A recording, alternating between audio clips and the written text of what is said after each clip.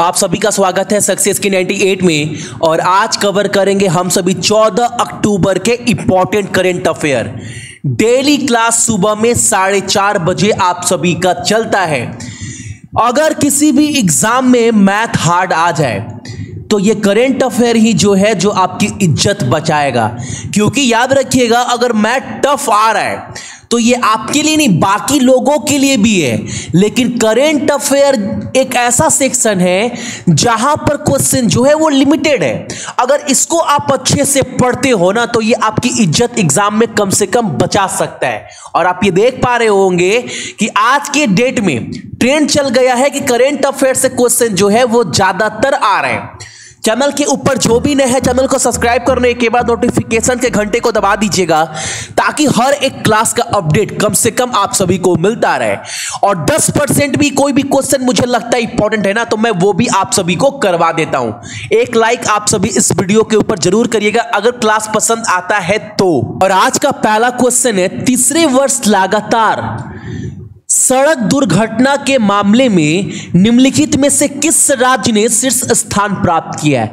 अच्छा, जितने भी क्राइम है या जितना भी सड़क दुर्घटना है ये सब डाटा कौन जारी करता है तो आप सभी को पता होगा एनसीआरबी के द्वारा ये डाटा जो है वो जारी किया जाता है। तो सबसे ज्यादा सड़क दुर्घटना जो है वो किस राज्य में हुआ है 2019 में? याद रखिएगा कौन आपका, तो ऑप्शन नंबर डी आपका Tamil Nadu is the right answer. ठीक है, और तमिलनाडु का कैपिटल चेन्नई, मुख्यमंत्री इडापडी के पलनीस्वामी। अगर राज्यपाल की बात करूं तो बनवारी लाल पुरोहित है। और वहां के मुख्य न्यायाधीश कौन है आपका, अमरेश्वर प्रताप शाही। Lok Sabha seat 39, Rajya Sabha seat 18। ये जितने भी क्वेश्चन करवाता हूं एक्स्ट्रा आप सुबह 4:30 बजे देखते होंगे ना, मैं कम से कम हर एक पॉइंट, अगर मान लो आज तमिलनाडु के बारे में बता रहा हूं ना तो एक महीने में कम से कम बोल रहा हूं मैं 15 बार जरूर बताऊंगा। तो ये आपको याद नहीं करना पड़ रहा है, ये आपको याद हो रहा है। और इससे कम से कम हर शिफ्ट में 2 से 3 क्वेश्चन उससे बनेगा जो आप सुबह शाम डेली पढ़ रहे हो, ये सब पॉइंट। ठीक है, अगला क्वेश्चन हमारे सामने है, इंपॉर्टेंट क्वेश्चन है, इसको पहले आप सभी अच्छे से समझ लीजिए। क्वेश्चन क्या बोल रहा है, क्वेश्चन बोल रहा है निम्नलिखित में से कौन सा हवाई अड्डा भारतीय विमानपत्तन प्राधिकरण में पहले पूर्ण रूप से सौर ऊर्जा संचालित हवाई अड्डे के रूप में विकसित हुआ है। क्वेश्चन पढ़ लिया, समझ में आ गया, लेकिन डाउट है, एक चीज आपको पहले आप अच्छे से क्लियर कर लेना। विश्व का पहला हवाई अड्डा कौन सा है जो 100% पूर्ण रूप से जो है वो सोलर पर डिपेंड है? तो आप सभी को देखो, आप सभी को ये बताया गया है कोची एयरपोर्ट। कौन सा? केरला का कोची एयरपोर्ट। लेकिन भैया आप एक बात बताओ, यहां पर तो कोची एयरपोर्ट हो ही नहीं। तो क्वेश्चन आपने समझा नहीं, एक्चुअल में ठीक से समझा नहीं। क्वेश्चन ये बोल रहा है कि कौन सा हवाई अड्डा है जो एयरपोर्ट अथॉरिटी ऑफ इंडिया यानी भारतीय विमानपत्तन प्राधिकरण के द्वारा रेडी किया गया, संचालित किया गया है। वो पहला हवाई अड्डा कौन सा है जो 100% सोलर पावर्ड है? तो वो आपका पुडुचेरी, ऑप्शन नंबर सी। याद रखिएगा। और ये कोची एयरपोर्ट क्या है हमारा, केरला वाला, तो यह जो है इसका संचालन जो है वो आपका कोची एयरपोर्ट अथॉरिटी के द्वारा किया गया। लेकिन एयरपोर्ट अथॉरिटी ऑफ इंडिया के द्वारा संचालित किया गया पहला हवाई अड्डा कौन सा है जो 100% सोलर पावर्ड है? तो वो है आपका पुडुचेरी। दोनों याद रखिएगा, एग्जाम में अगर बोल दे पहला हवाई अड्डा विश्व का जो 100% सोलर है वो आप क्या बोलिएगा, कोची एयरपोर्ट। डाउट क्लियर रखिएगा। अगला क्वेश्चन हमारे सामने है, इंडो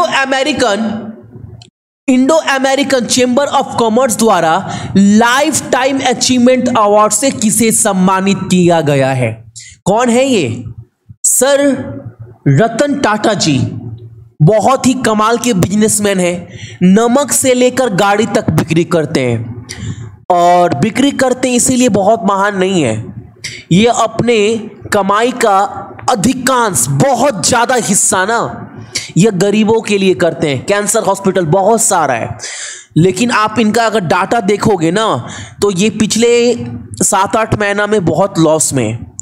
अगर ये कंपनी भी इनकी डूब जाएगी ना फिर भी अपना जो संस्था है वो बंद नहीं करेंगे, जो गरीबों के लिए चला रहे हैं। ऐसे बिजनेसमैन है, ठीक है। कोई नहीं, पूरा देश जो है वो बर्बादी का कगार पर है। रेल मंत्री बोल रहे पैसा नहीं है, भारत सरकार के पास पैसा नहीं है, रिजर्व बैंक ऑफ इंडिया बर्बाद है, सारे बैंक बोल रहे हैं कि एनपीए लास्ट 2 साल में इतना ले लिया गया है कि हम लोग डाटा रिवील भी नहीं कर सकते वरना देश और डूब जाएगा।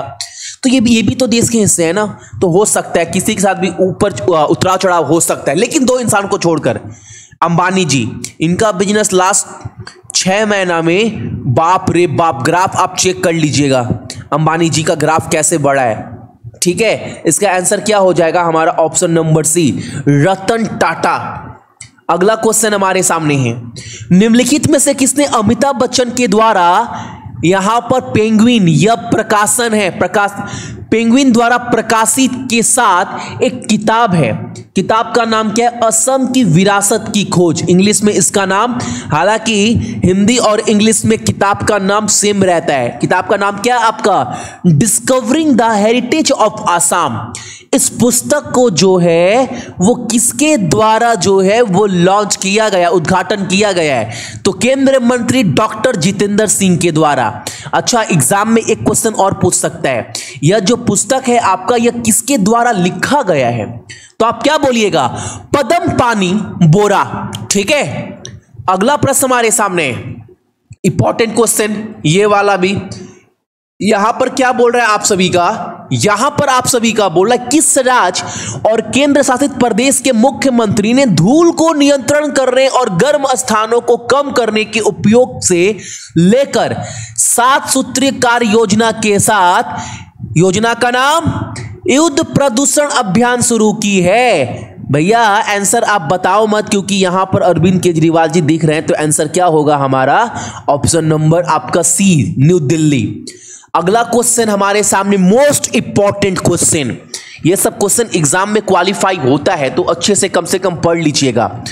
फोर्ब्स की 2020 की सूची में सबसे अधिक कमाई करने वाली अभिनेत्री बन गई है, उनका नाम बताना, जिसने 315 करोड़ कमाई की है। कौन है ये? बहुत पॉपुलर, क्या नाम है इनका? Sofia Vergara. ऑप्शन नंबर हमारा डी। अगला क्वेश्चन हमारे सामने है, निम्नलिखित में से किसने अंतरराष्ट्रीय ऑनलाइन शूटिंग चैंपियनशिप के 5वें संस्करण में स्वर्ण पदक जीता है? अगर एग्जाम में पूछे इंटरनेशनल ऑनलाइन शूटिंग चैंपियनशिप में 5वें एडिशन, 5वां संस्करण में गोल्ड मेडल किसने जीता है? आप सभी क्या बोलिएगा? इनका नाम क्या है? तो इनका नाम है आपका यशस्विनी सिंह देसवाल। ऑप्शन नंबर हमारा सी। अगला क्वेश्चन हमारे सामने है, एनसीईआरटी, बहुत सारा किताब एनसीईआरटी आपको पता है ना, इसकी किताब बहुत पॉपुलर है, कम से कम 1 से 10वीं क्लास तक।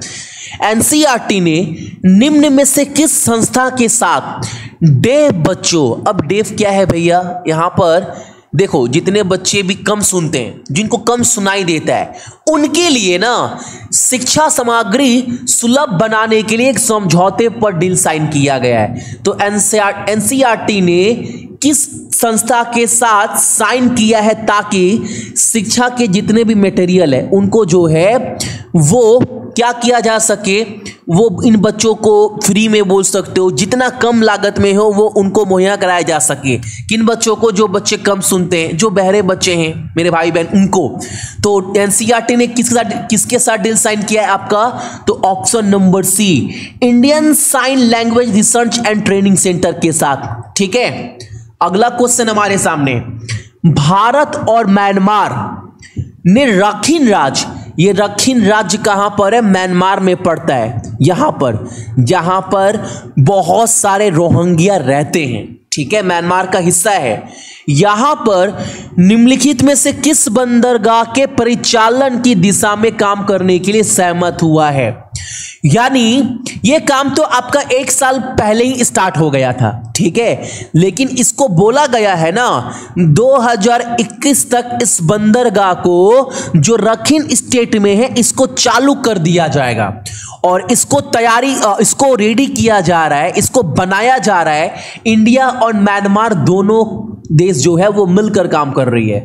उस बंदरगाह का नाम क्या है आपका? तो उस बंदरगाह का नाम है आपका सिटवे बंदरगाह। ऑप्शन नंबर हमारा डी, सिटवे बंदरगाह, ऑप्शन नंबर डी। याद रखिए क्वेश्चन काफी इंपॉर्टेंट है, क्योंकि आप देख लो अगर म्यांमार जाना हो किसी को तो ऐसे पूरा घूम कर जाएगा म्यांमार। अगर ये पोर्ट बन गया जो आपका सिटवे बंदरगाह है तो डायरेक्ट दूरी भी कम तय करना पड़ेगा, तो फायदा है कहीं ना कहीं। अगला आज का पहला क्वेश्चन यहीं से निकल कर आ रहा है। म्यांमार का राजधानी, म्यांमार का मुद्रा और म्यांमार के राष्ट्रपति का नाम आप सभी को कमेंट कर कर बताना है। मैंने तो अनगिनत बार बताया है। यह आप सभी का आज का पहला प्रश्न है। अगला क्वेश्चन हमारे सामने है, निम्नलिखित में से किसने फोर्ब्स की सूची में विश्व के सबसे प्रभावशाली सीएमओ यानी चीफ मार्केटिंग ऑफिसर, मुख्य विक्रय ऑफिसर के रूप में जो है वो टैग मिला है? तो क्या नाम है इनका? तो आपका रवि संथानम, ऑप्शन नंबर हमारा डी। एचडीएफसी के चीफ मार्केटिंग ऑफिसर है, एचडीएफसी बैंक के चीफ मार्केटिंग ऑफिसर है जिनका नाम है रवि संतानम, जिनको फोर्ब्स की सूची में सबसे प्रभावशाली चीफ मार्केटिंग ऑफिसर के रूप में जो है वो चिन्हित किया गया है। ठीक है, अगला प्रश्न हमारे सामने है, निम्नलिखित में से कौन सा संस्थान जल्द ही उन्नत भारत अभियान के तहत संस्थान द्वारा गोद लिए गए 5 गांव में से एक, उस गांव का नाम क्या है? उस गांव का नाम है आपका मवूर में ग्रामीण, जितने भी ग्रामीण लोग हैं ना उनके लिए पायलट प्रोजेक्ट के रूप में ई लर्निंग हब और लाइब्रेरी शुरू करेगा। जिस भी चीज में अगर आगे में ई लग जाए यानी मतलब ऑनलाइन क्लास बोल सकते हो, लाइब्रेरी बोल सकते हो, इसका पूरा उद्घाटन किया जाएगा आपका कहां पर? तो आपका मावूर, यह एक गांव है। कहां पर है ये गांव भैया?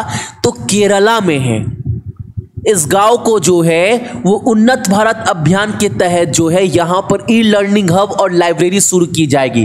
किस संस्था के द्वारा ये आपको बताना है। तो IIM कोझिकोड, ऑप्शन नंबर हमारा बी।